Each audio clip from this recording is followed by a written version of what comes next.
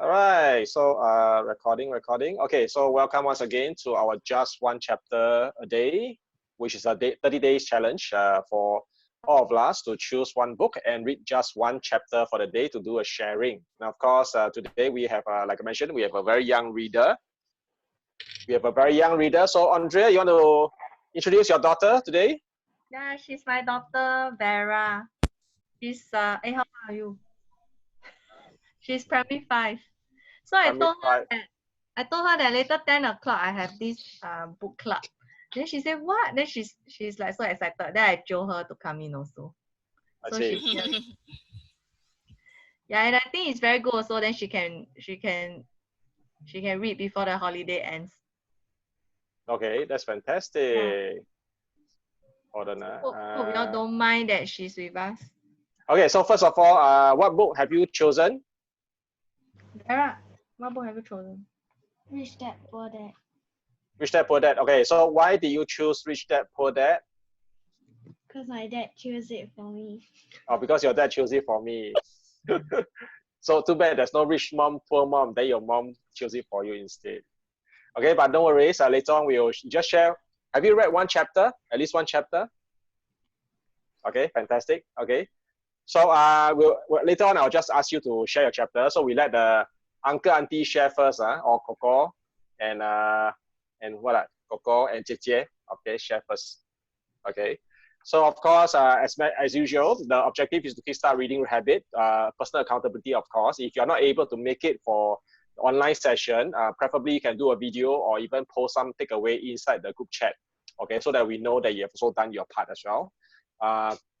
At the same time, it's also a shared knowledge through summary and key takeaway. So all of us will take something away from that book. If you want to decide to read that book, and by all means, go ahead.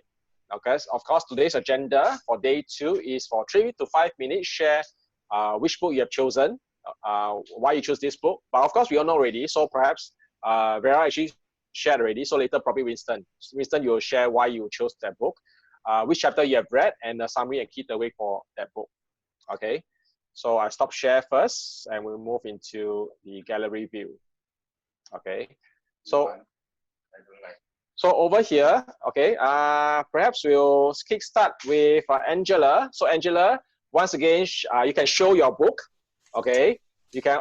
Yes, it's like a textbook. Very thin only. Very thin only. Yesterday I thought it's a textbook. Okay, so share which chapter you have read for today, the title of the book, the author, which chapter you have, and kickstart that immediately into the sharing of the summary and key takeaway. Can you see very clearly what's the book about? It's called Leading Change That Matters. Yes, Leading Change That Matters. Actually, it's written by a business owner, a Singapore author as well. So he runs a company called KDI Asia. So yesterday I was sharing about the first chapter is about exploring change as a constant. This is what talk about why we need change, especially I thought that this book is something whereby we need to change as right now as well. That's me out of your comfort zone. So this chapter 2 is about how do you overcome resistance to change. Okay, so the key resistance or the key reason for people resist to change is because of perception, distrust, fear, discomfort, and also habits. So think of it with this COVID right now, I think a lot of people facing the fear, discomfort, and the habits that is need to be changed, and also some perception that they have. So I will go into detail on what each of them. So fear is actually a demotivator for change. Now the fear factor actually pins us in a place where we even have physical symptoms associated with it. So meaning because it's something whereby it's the unknown, based on what we have or the habits that are out of the comfort zone, the failure that we have or scared of loss of face or something. So that is why people have this kind of fear. So sometimes I will treat it as fear as false evidence appearing real. So it looks like real, but sometimes it's a false. It can be a false evidence. So the trust and distrust are also the two sides of the same coin as well. So emotion is always is our early warning radar that flags us whether we want to make a change, or in a situation whether we want to safeguard against something that is untested situation as well. So right now there are people still do not fear of coming onto a Zoom because they may not have the kind of etiquette. They do not know how to do it. Someone has not actually guide them. That is also something whereby they do not know who to seek help as. So discomfort with unfamiliar idea as well.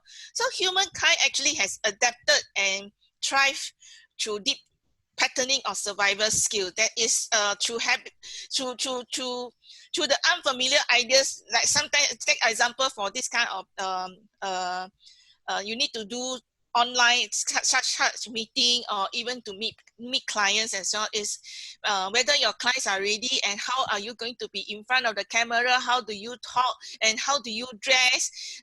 This is something whereby the discomfort. So some of them actually do not find confidence facing just right in front of the pinhole and then talk. So they may face down like that, but not actually facing the. So you treat it like in front of the computer is a person. You talk like it is a person. Actually, you will actually get out of the discomfort lah. So the habits that protect and track an individual as well. So that human beings have a lot of walking bundles of habits. I would say that. So so again, you are also looking at a double-edged sword as well. Habits allow you to be efficient, to filter our needs to be done, rather than to do everything that would possibly be done. So meaning there are habits that you used to, but because you need to form some new habits, it takes time as well. So the consistent will come into place. So perception holds you back, but also allow you to go forward. How about just place the perception aside, and then you just think that anything that is you unknown, you can actually just based on your unconscious mind and believe in it and have the faith in it. It actually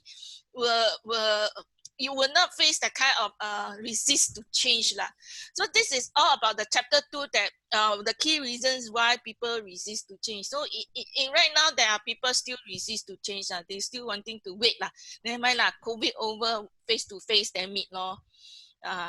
Then go into face-to-face meeting, large group meeting. So we already know that even on phase 1, 1st June, after lifted up, there's still no group gathering. The eating place also still cannot sit down. You still have to tapao. So I think it's quite related to what we are facing right now, the situation. So I chose the right book. Okay, back to you, Bert. I think my 5 minutes is up. Okay, definitely true, because I also heard that when people encounter uncertainty, right, normally they don't take any action. They just keep status quo, waiting for bad news to come out, then they will take some action about it. So they need to be uncomfortable. Okay, so thanks Angela for sharing. Next up, can we have Vincent? Vincent, okay, the one in the middle of the Mount Fuji at the back. Okay, Vincent, please share your book, which chapter, and today's summary and key takeaway. Okay, so I'm reading the How to Win Friends and Influence People by Dale Carnegie. So today I'm at chapter 2. It's talking about the only way that we can get people to do anything, right, is by giving them what they want. And one of the deepest urge in human nature is the desire to feel important. And this is seldom gratified. So, and then people, right, sometimes become invalids in order to win sympathy, attention, and get a feeling of importance. So that means sometimes they can do, but they just don't want to do so that they can feel important. Yeah. Then what else? Okay, so if people can be so hungry for the feeling of importance that they actually can go crazy. So imagine what miracle we can give by giving them honest appreciation, to them. So one of the biggest earner in the early days of the US is this guy called Schwab or something. So he was paid like $1 million a year when the highest income was around like 2,000 a month. Yeah. And then it's only because, right, his ability to arouse enthusiasm among his people, right, and develop the best in a person through appreciation and encouragement. So far, right, he has yet to find a person, right, no matter how high ranking or how great he is, right, who did not perform better when you give him a spirit of approval. Yep. And then, of course, this boils down to sincere appreciation, because it's just a fine line between sincere appreciation and flattery. So the chapter ends off with we nourish the bodies of our children, our friends and families, but how about we nourish their self-esteem? So we shouldn't neglect to give them words of appreciation, because that will give them a lot of energy to become better. Yep, so that's about it for chapter 2. So back to you, Vern. Okay, thank you. So as a parent over here, what's the key takeaway? How you can leverage that as a parent? As a parent, probably when trying to correct my son's action, probably I should think of the good that he has done and use it to link it to change the behavior that he needs to be changed. It will probably be better than criticizing his bad habits directly. Yep. Okay, definitely not easy. Take a lot of thinking and patience processing. and no, I think the most important thing is that counting down to 10. Count down 10. Cool down first. Yep. Okay. So yeah. Okay. So thank you, Vincent. Next up, can we have Clark? Clark, you need to unmute yourself first. So fast? Okay. Okay, yesterday is chapter 1, today is a half. I'm not able to read 15 pages of my chapter 2. Okay. Oh, that's already quite long already. Mine is also a very thick, long chapter. Okay, share with us the title of the book, the author, and today's chapter 2. So what's the chapter title and so on and so forth? Yeah, the title of the book is Mindset. Okay. Well, cannot your virtual background cannot see. Yeah, now it's not. Just say the book. The mindset. Okay. Basically, this book is talk about the fixed mindset and the growth mindset. Yesterday we already introduced, and today come to the chapter 2. The author did start with in the early age, what he want is a prince-like boyfriend and later on she grew. Then you find that the ability to change, right, is basically it's got two. One is a fixed ability that needs to be proven, and changeable ability that can be developed through learning. And in one word, the word of fixed, I mean, some people try to prove that you are smart or talented, and the changing, how to say that? Okay. You can use Chinese, no worries. We all understand 中文. Serious. I also try to my mind. This is one of the things I try to learn from the mindset. I myself so that I can improve. Okay. Yes. Okay, good. Learn something new. Yeah. Another one is some people is based on talent to learn. Some people is by stretching to learn. These are two different things. And so failure means you are not smart or talented in one world, and in the other world, the effort is what makes you become smarter or people call you talented. So this author also tried to use one of the quotes from another people, Benjamin Barber. He divided the world into the learners and non-learners, and this author also used one of the students he had, and from the classroom he said it. The author is a girl. Said it. When it comes to learning path, right? A lot of people when they don't understand certain thing or don't understand certain question, most of the students, they won't raise up their hand. But some of the students, some of her students will raise up their hand because even if they answer wrongly, they have the opportunity to learn something, and they also have the chance to correct them. So how would this be solved? They will probably get, I don't get this. Can you please help? All this kind of question that will suddenly pop up from the student's mind. Then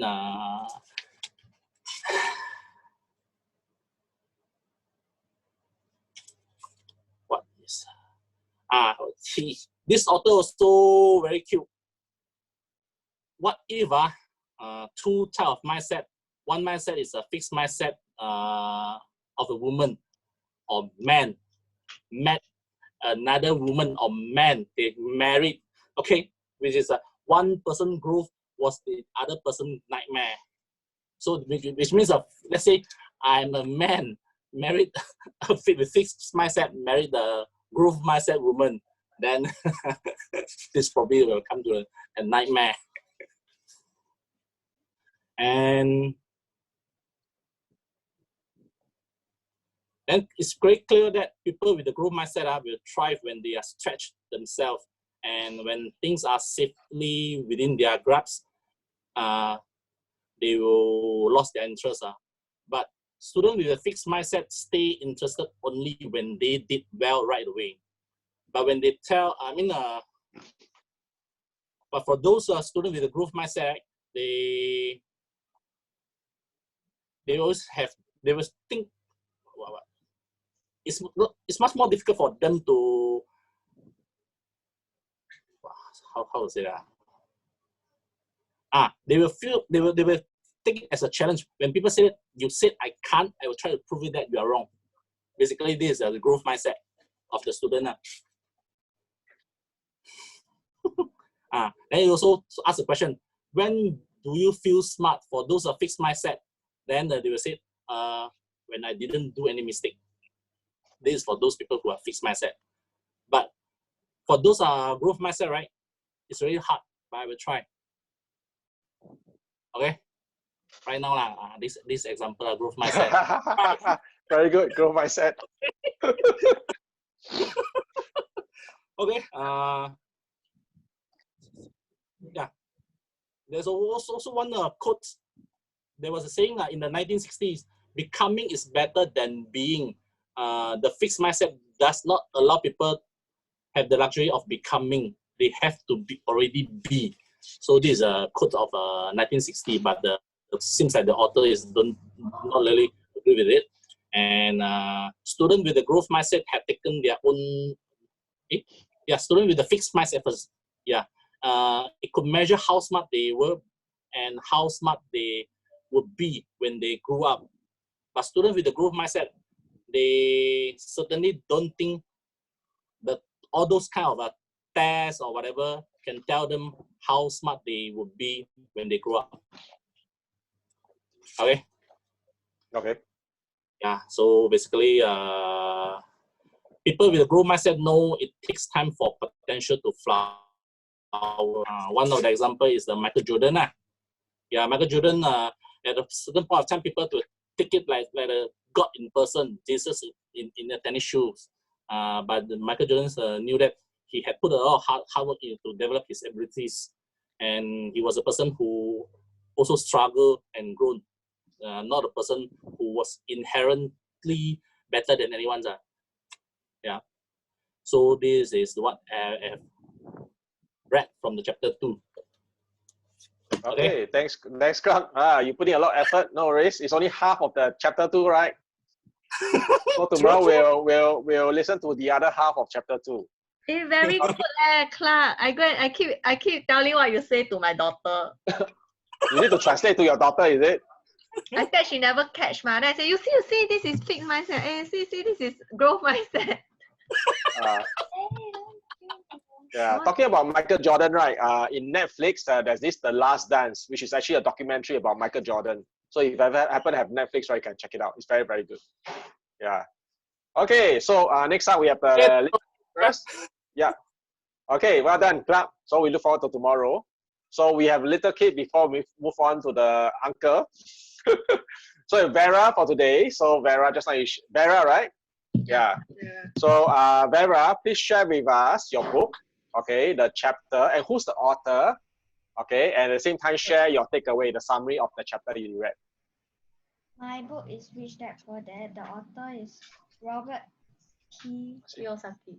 Kiyosaki. Robert Kiyosaki. Robert Kiyosaki. Why got T here?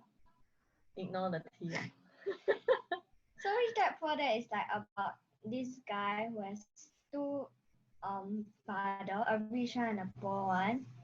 The poor one is highly educated with a PhD and completed 4 years of undergraduate, while the rich one didn't complete eighth grade. So basically, the rich and the poor they have different mindsets and they teach the son different things. For example,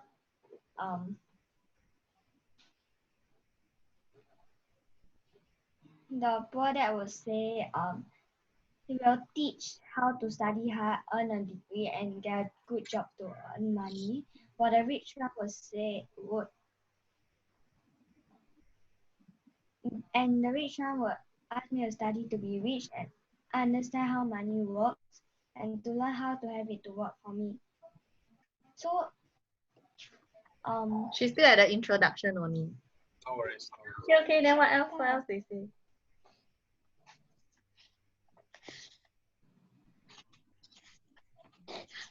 Oh, is it that's all?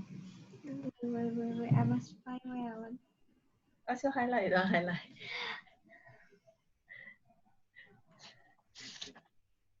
So basically, to the poor dad, right, the house is the biggest investment, while to the rich dad, it's a Liability.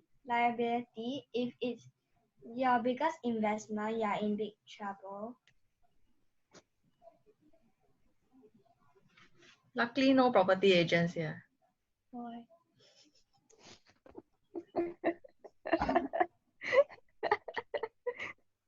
So basically, the poor dad will explain by automatically saying the words, I can't afford it, and your brain will stop working. But by asking the question, how can you afford it, your brain is put to work. Okay. That's all? Very good. Yeah, she's done. Yeah, very good, Vera. Yeah, very good, eh?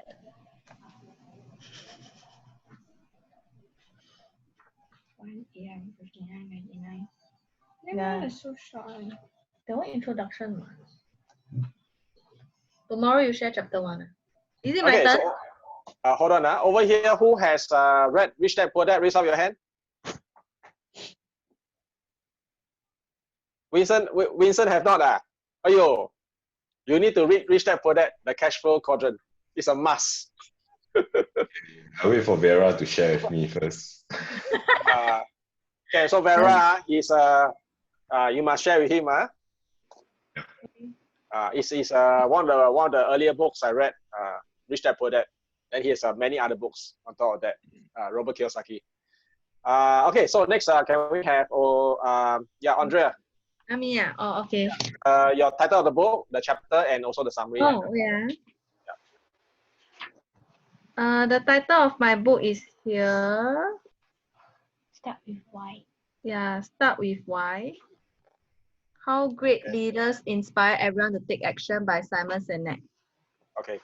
So I'm still at chapter 1.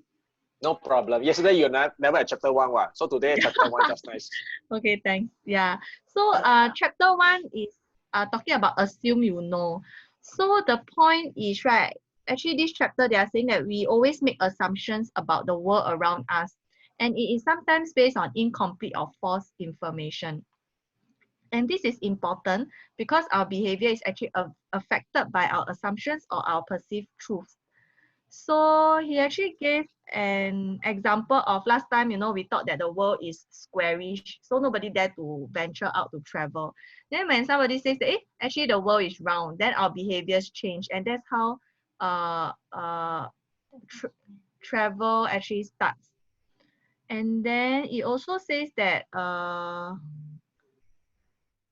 we always like look for more information to make educated decisions.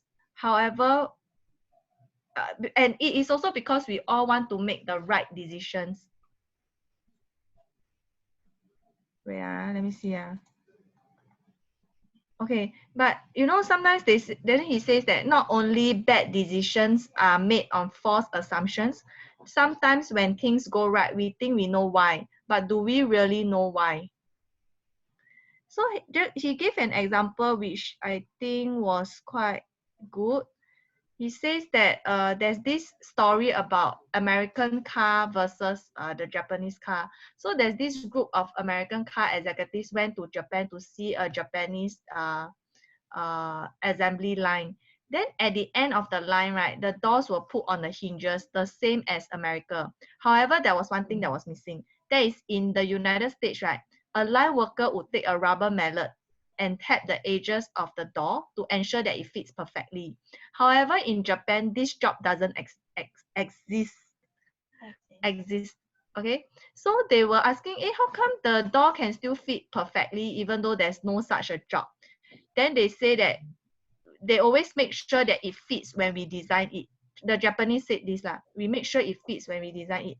So in the Japanese auto plant, right, they don't examine the problem and accumulate the data to figure out the best solution. They engineered the outcome they wanted from the beginning. And if they didn't achieve their desired outcome, they understood it was because of a decision they made at the start of the process. So they always ensure that the pieces will always fit from the start. So this is a metaphor of how most people and organizations lead. So when faced with a result that doesn't go according to plan, right, a series of perfectly effective short-term tactics are used until the desired outcome is achieved.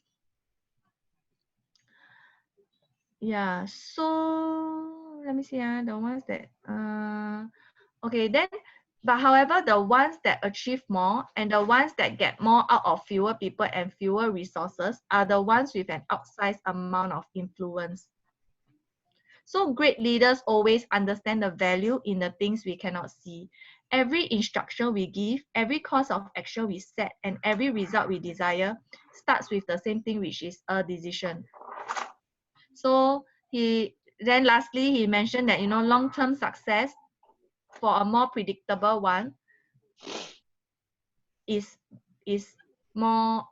better than, looking at the short-term results in the end. So that's all I read from chapter 1. Okay, good, Andrea, fantastic. So how can you adopt the chapter 1 into your life? Have you thought about that? Into your business? I think more of like we need to think long term, because sometimes in our own business we always think about firefighting.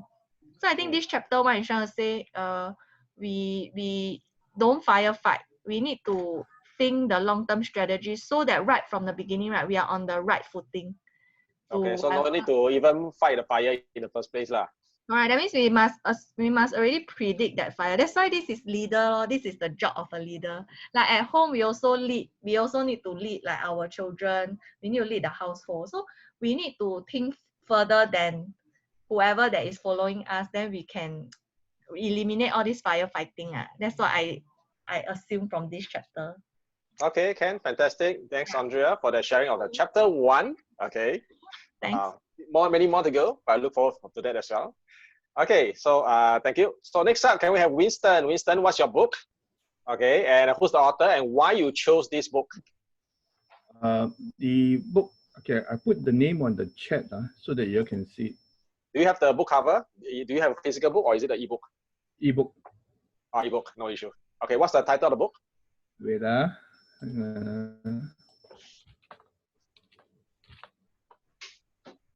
can you see? I put it on the chat. The book is called Mastery: The Keys to Success and Long-Term Fulfillment by George Leonard. Okay, so why do you choose this book? Because this book, he wrote another book called The Way to Aikido. So the book made reference to this book. So I thought I'd pick it up and see what is mastery all about, because the title is very attractive in that manner, because it talks about what I want to do with a particular sport thing. I mean, whatever it is that you choose. So in the book, one very interesting point is that it says it brings rich rewards, yet it's not really a goal or a destination, but rather a process, a journey, and we call this journey mastery. Okay. So today you'll be sharing the chapter 1. Chapter 1. So this is a statement that started off in chapter 1. What is mastery? So he say it talks about the journey. So he also illustrates that it doesn't apply to only the super talented. Anybody who's prepared to go on the journey and stay on it, regardless of sex, age, or previous experience, can go on this journey. So in chapter 1, there was this story about this guy who wanted to learn tennis to play and to beat his friends. So he went to find a coach. The coach started him off learning how to hold a racket, how to place his footing, how to throw a ball, how to hold a ball, and so on, so on, so on. So that went on for many, many, many weeks until he got very impatient. So he asked the coach, when can I play and beat my friend? He say, the coach say, about 6 months if you practice 3 times a week. 6 months. But to be very good, you need 1 year, year and a half. While he was devastated. He thought it was supposed to be a quick fix solution. He went to go and learn to play tennis, and in a short while he wanted to beat his friends. So the chapter 1 tells us that this is not a quick fix solution. So the mastery part is actually a long process of journey, and especially the journey comes when you reach the stagnation point, the plateau. The plateau. George Leonard says that you must keep on practicing until you pass the plateau and move on to the next level. Okay, so it is an encouragement for me to know that we must not give up doing the thing that you want to do. I mean, if you want to set a goal to do something, then it is really a journey to master whatever you do. Could be a sports, could be a skill set, could be as simple as cooking, could be simple as running, or whatever things that you set your mind to. But be encouraged that there will be a plateau, just that you have to keep doing it so that eventually you'll break past the plateau and then become a master at whatever you do. So that is chapter 1. All right, thank you, Winston. I think it's a very good mastery. I think we all want to be a master of certain skill sets that we want to achieve. But I think just like you mentioned about the plateau part, I think it actually does make sense, because sometimes we do meet a kind of plateau and stagnant everywhere. But it's a change of mindset that some people give up and some people persevere. I think that's very important. And the reason why we're all here, because we persevered. Okay, persevered the first day, now the second day. Okay, 28 more days to go. I already calculated, based on my 10th chapter, the book, I'll finish up my book in 10 days. 8 more days to go. Okay, so thank you once again, Winston. Fantastic job, well done. Okay, thanks for sharing the chapter 1. We look forward to more chapters from you. Okay, so for today, my sharing is on this book. Okay, Good Leaders Ask Great Question by John C. Maxwell, a leadership guru. And the first chapter that I did yesterday was why are questions so important. So today I'm going to go about chapter 2. What question do I ask myself as a leader? Okay, so in this chapter, so he mentioned that John C. Maxwell himself gave a lot of direction, asked very few questions when he started out as a young leader. As a result, he actually created, or rather often are wrong most of the time, and sometimes also in doubt. At the same time, as a result, he was often wrong, but seldom in doubt. Okay, so of course, sometimes he made bad decisions that affects the people, and because of the bad decision that affected several people in the organization, he started to do things differently. Okay, and that's the part whereby leadership mature, or it means considering others before yourself. So he had a conversation with one of his mentor, Coach John Wooden, which is a basketball coach. Even the coach said, John, there is one question I ask myself every day. And that's why he realized that even good leaders ask themselves questions. Okay, so I'll share about this question later on. Okay, so the thing is that why do we need to ask ourselves? Okay, what do we need to ask? What do we need to ask ourselves? So since in chapter 1, we mentioned that as a leader, we need to embrace questioning. Okay, so instead of people asking us questions, sometimes we need to be responsible and be proactive to ask ourselves questions. Okay, ask ourselves questions. Because when we ask ourselves tough questions, we can maintain our integrity, increase our energy, and also improve our leadership capacity. So he also asked himself 7 questions, which actually you can refer it later on, see whether it's some question that you want to ask yourself as well. So the first question he asked himself, am I investing in myself? Am I investing in myself? Which is actually more of personal growth. Because according to Jim Rohn is also a philosopher. Okay, his mentor, John Sharaf, okay, said to him, Jim, if you want to be wealthy and happy, learn this lesson well. Learn to work harder on yourself than you do on your job. Okay, and Jim did learn that lesson well, because as he pointed out, the book you don't read can't help you. The seminar you won't attend can't change your life. So the business gets better when you get better. Okay, so same for ourselves as well. When we are better, our business will also get better as well. So however, he do notice that although he's into personal development, some people just do it, some people just don't do it. Okay, so so there are 3 factors that affects why a person don't go into personal development to get themselves better. Okay, one is self-image. So this is a question you can ask yourself. How do you feel yourself as a person? Ranking from 1 to 10. 10 means to say that I'm very positive, I'm very good. Okay, 1 means to say that I'm very negative, life sucks. Okay, you can rate yourself that. If let's say, for example, you rate yourself 5.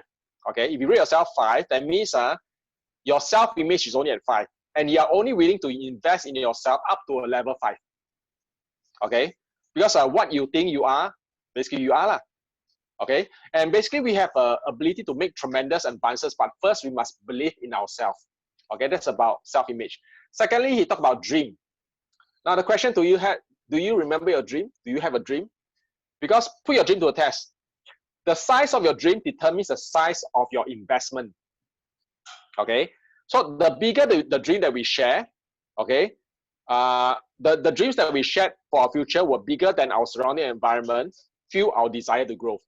Okay, so irregardless of whatever environment we have, negative, not so good environment, as long as our dream is big, okay, we are able to invest more in ourselves. So it's just like a growth mindset in that case lah. Okay, so because the size of dream determines the size of your investment. Unfortunately, most people, some people not most some people may not even know what their dream is, or they have forgotten about it. And that's the reason why they perhaps don't go and invest in themselves. So next one, your friend. How other people see you? This is a very good question, because if you find that your surrounding of people are no more negative, perhaps it's time to change your friends. Okay, look for other positive friends. So look for people who have the same passion, okay, the passion to grow themselves, the same similar dreams, for example. These are people whom you want to be part of, to be part with lah. Okay. Next one, next one is, am I genuinely interested in others? Okay, this is a question more on motivation, because basically a good reason why, because motive does make a difference. Because as a leader, right, we are someone put at a priority, at an advantage over other people. It's a matter whether are we helping or serving other people, or do we have a motive is just to self-serve ourselves. So that's also very important, because sometimes it's easy for a leader to lose focus. Okay, so that's why you need to check your motive, okay, daily. So at the same time, over here, we also talk about 3 questions people should ask their leader. Okay, first question, can you help me? This is more of competence question. Second question, do you care for me? This is more of compassion. Third one, can I trust you? This is more of a character. Okay, so when we ask about motive, it's different from questioning about the character, because some people may have good character, they have certain value, good value. Okay, However, if people who have no good value, bad character, most of the time their motive is bad motive. But if you have a very good value, however, your motive may not be right, because of your value, you may be able to correct that motive along the way. The next one is, am I grounded as a leader? Okay, it's more of stability, because good leader need to exhibit 3 important qualities. One, humility. They need to have the trait, okay, the quality of humility, because it understand that your place in the light in the bigger picture. Okay, humility is not denying your strength, but humility is being honest about your weakness. So that's humility. And humble people are comfortable with who they are and feel no need to draw attention to themselves.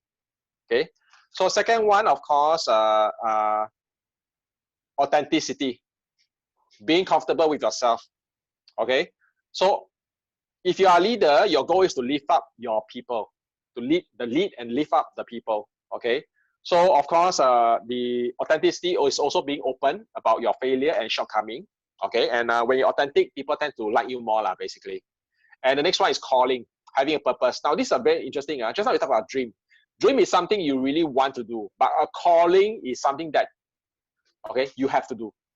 Okay, dream is something that you want to do, but calling is something you have to do. Okay, so to John, his calling is to add value to the leader so that they can multiply this value to others. So that is his calling. Okay, at the same time, Seth Godin, author and marketing expert, he mentioned, instead of wondering what your next vacation is, maybe you should set up a life you don't need to escape from. Rather than wanting to find as where is the next place you want to take vacation from, why not have a lifestyle whereby you don't even need to think about vacation, because every day is vacation for you. All right, that's grounding yourself. Grounding basically means to say that you maintain humility, display authenticity, and remain true to your calling. So of course, the fourth question he asked himself, am I adding value to my team? Okay, am I adding value to my team? Especially if you have a group of people that you are working with, am I value? Because that is the question that coach wouldn't actually ask himself every day. Because as a basketball coach, am I adding value adding my team every day? Okay, so in order, here are the suggestion in terms of adding value. One is constant, one is promote full commitment. Okay, commitment must start with the leader and extend to the entire team. And here also mention one thing. If you are a leader, the true measure of your success is not getting people to work. It's not getting people to work hard. It is getting people to work hard together. Okay, that's a commitment. Secondly, is environment. Create an environment that is encouraging and supportive. Okay, so many people, if you want people in your team to have many voices but one heart, okay, and usually it doesn't occur unless you have an environment, okay, that allows it to happen. An environment of supportive, environment of encouragement. Okay, and next one, identify adversity as an opportunity. You know how good your team is when adversity hits. Just like you know how good your company is when a circuit breaker strikes. So some company cannot make it, some industry cannot make it, but certain company can still can strive. So it's only during adversity then you understand. Okay, and consider each other's strength and weakness. This is very interesting. Okay, now if you are a team leader, you must take responsible for helping your team to succeed. And as a part of team, knowing what everyone's strength and weakness is very, very important. So a lot of time we focus on building our weakness to in terms of study wise, if you are poor in math, we'll try to increase our math, so it balance up the score. But over here, what he talks about is that we strengthen our strength. Okay, so what he did that is he actually he want to bring out the best, okay, in the person.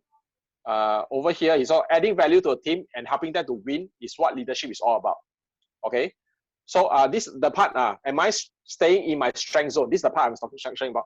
So what he did over here is that he take a tool. He leveraged on a tool called Strength Finder. Probably you have other tools that actually can identify your strength. Okay, now in the market there are many tools that actually identify your strength. So one of the tools that he used is called Strength Finder. So when he identified his strength, he focused a lot on this strength. Okay, to actually from there onward to build his business.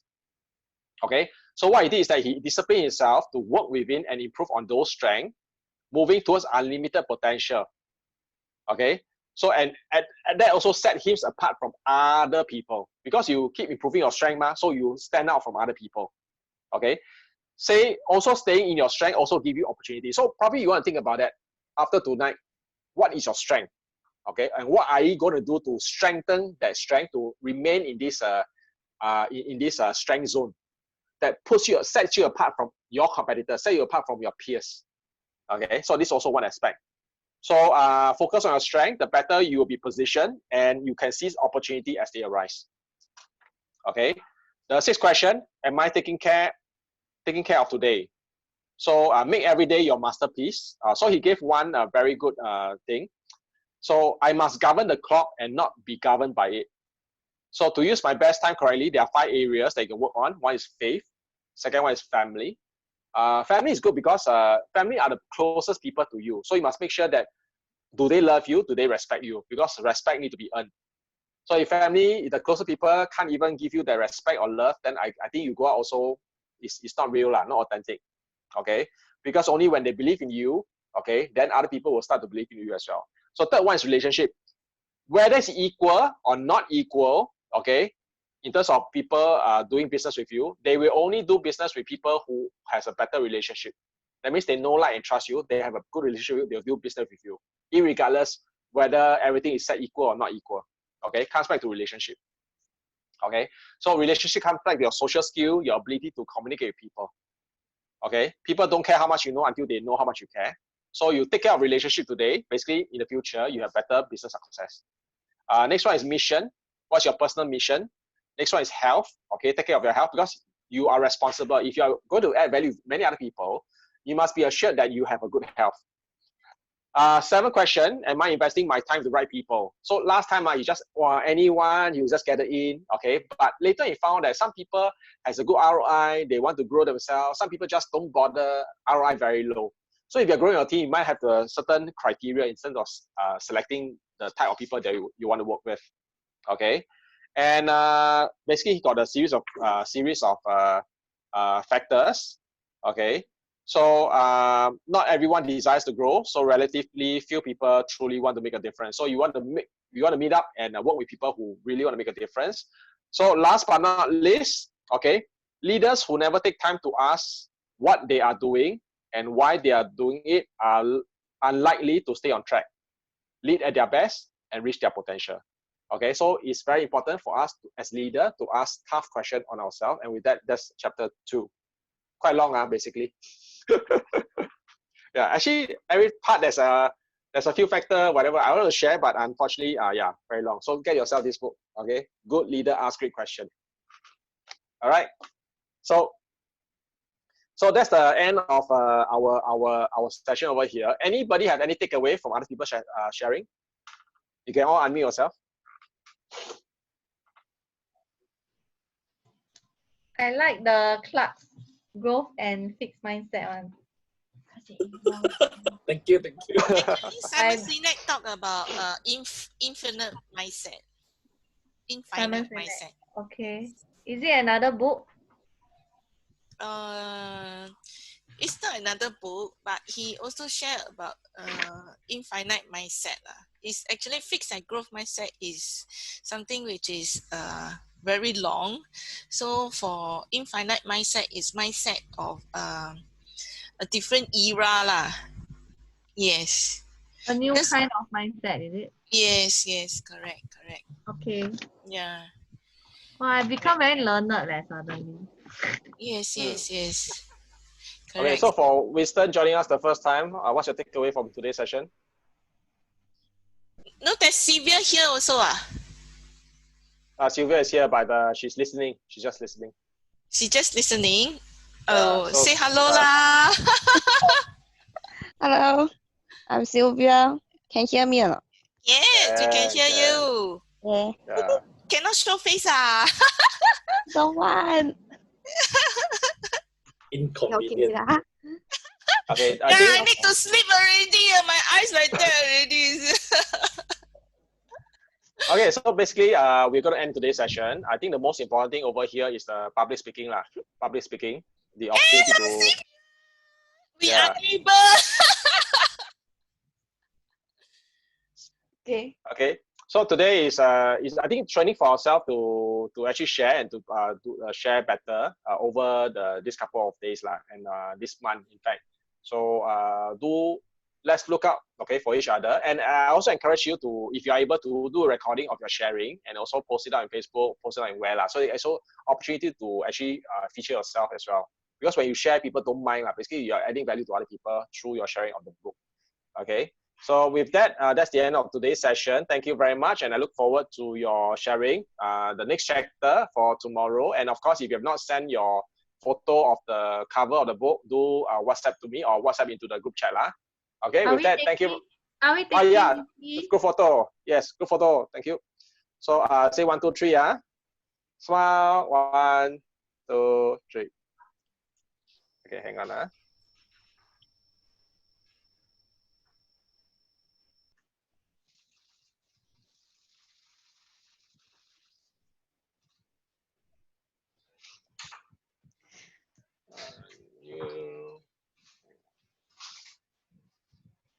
Okay, we are good.